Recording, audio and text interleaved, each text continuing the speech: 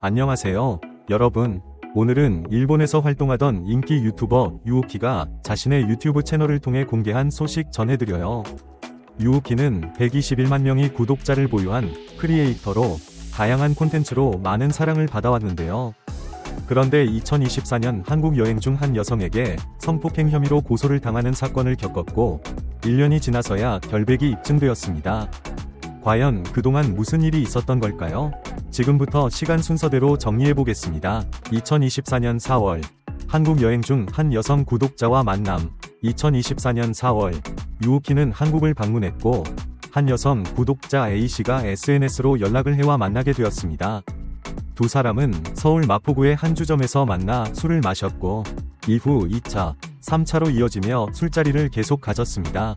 A씨의 갑작스러운 고소, 성추행 혐의 주장.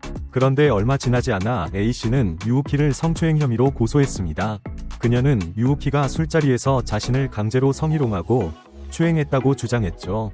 심지어 A씨 측은 유우키의 휴대폰에서 개인정보를 빼내고 8천만 원을 요구하기까지 했습니다. 이쯤 되면 단순한 법적 분쟁을 넘어 협박 및 금전 갈취로까지 이어지는 상황이었습니다. 경찰 조사 결과 CCTV 확인 결과 성추행 없었다. 하지만 경찰 수사가 진행되면서 충격적인 사실이 밝혀졌습니다. CCTV 분석 결과 유우키가 A씨를 강제로 만지는 모습은 전혀 발견되지 않았습니다. 오히려 유우키가 2차 술자리에서 이미 만취 상태였음이 확인되었죠. 사건 직후 두 사람이 주고받은 SNS 대화 내용에서도 추행이나 강제성이 전혀 없었음이 드러났습니다. 결국 2024년 6월 경찰은 혐의 없음 불송치 결정을 내렸습니다. 무혐의 판결 후에도 계속된 협박, 유우키의 1년간의 악몽, 무혐의가 밝혀졌지만 유우키의 악몽은 여기서 끝나지 않았습니다. 유우키는 지금 이 순간까지도 계속 협박을 받아왔다고 털어놨습니다. A씨로 추정되는 인물이 유우키의 얼굴 사진을 SNS에 무단 공개하며 2차 가해를 가했습니다.